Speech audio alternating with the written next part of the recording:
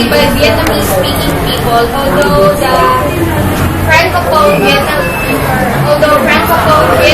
and English-speaking Vietnamese authors in Australia and the United States are counted by many critics as part of the national tradition.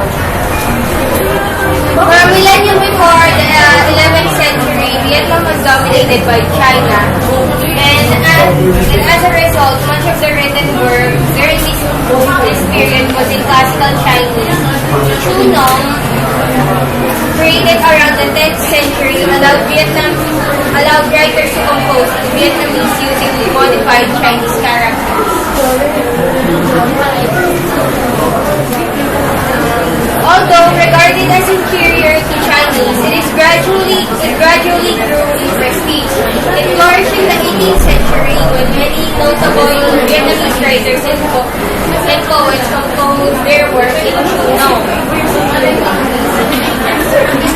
While the script was created in the 17th century, it did not become popular outside the missionary movement until the early 20th century. The French colonial administration mandated its use in French into China. By the mid-20th century, virtually all Vietnamese works of literature was composed in Hmong. Okay, sa folk literature, unlike written literature, early oral literature was composed in Vietnamese and is still accessible to ordinary Vietnamese today. Vietnamese folk literature is interlinked of many forms. It is not an oral tradition but a concept of media, hidden, fixed with shows. Folk literature usually exists in many versions passed down orally and have no unknown authors, which consists of stories about supernatural beings, heroes, stranger gods, and myths of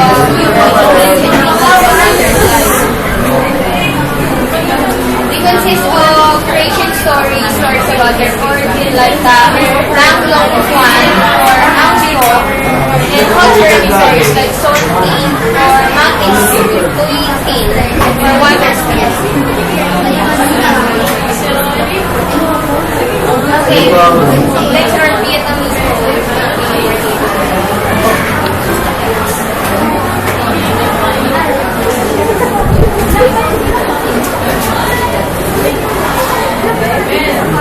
The next one we have two styles of script by Vietnamese literature. The first is Chu Nong, words written in Chu Nong, a locally invented hypnotic script based on Chinese characters.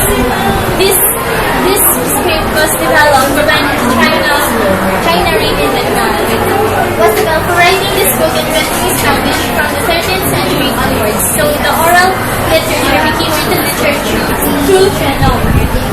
For the most part, these Chu Nong texts can be directly transliterated into modern Khmer or the modern Vietnamese writing and be readily understood by modern Vietnamese speakers. However, since Chu Nong was never standardized, there are ambiguities as to which words are meant when a writer uses certain character.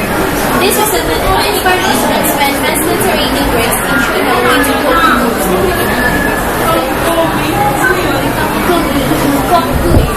While created in 17th century, Khmer was not widely used outside of missionary circles until the early 20th century when the French colonial government mandated its use in French into China.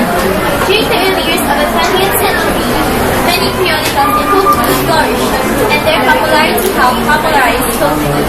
While some leaders resisted the popularity of Khmer as the imposition from the French, others embraced it as a convenient tool to boost literacy.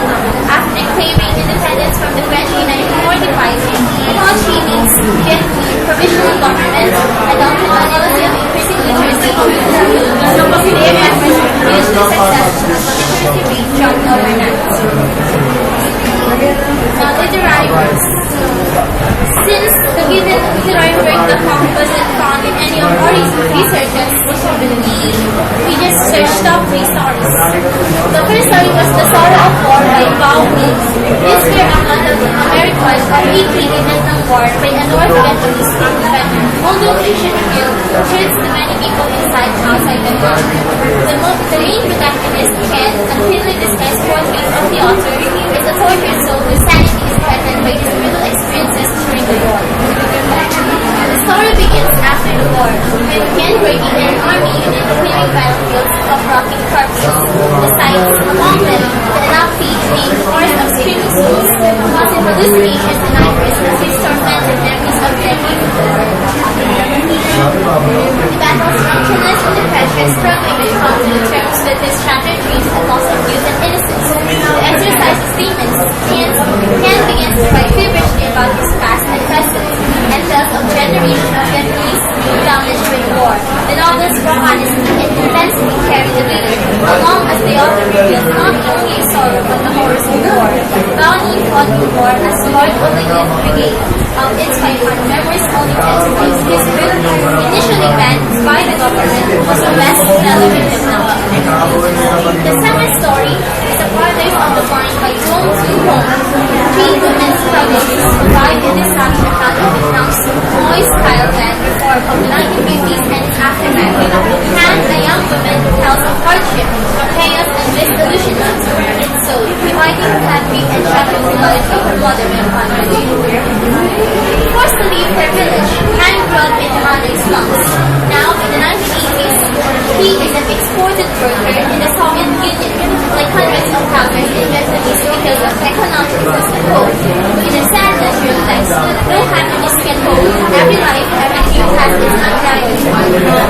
Much of the story is told through flashbacks as Han takes a long-term ride to meet her uncle, seen uncle who, as a senior company sporting official, zealously pursued land reform in her village and started caught between modest but ending self-sacrifice and undeep eagerness, Han learns she must break free from the past to be able to get on with her life.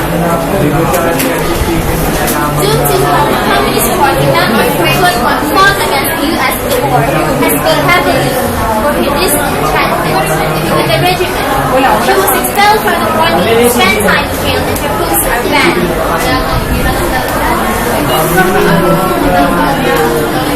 Third and the last, Vietnam Rising Dragon by Bill Heyman. BBC journalist Hayden Sweetable and informative witness allowed a contribution to understanding contemporary Vietnam.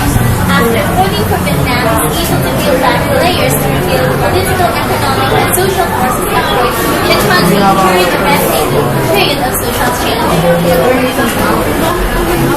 The Communist Party started moving for renovation reforms in 1986, offers to declare the country open for business. The introduction of capitalism and Vietnamese characteristics, chaotic, corrupt, and underfought control, has lifted millions out of poverty.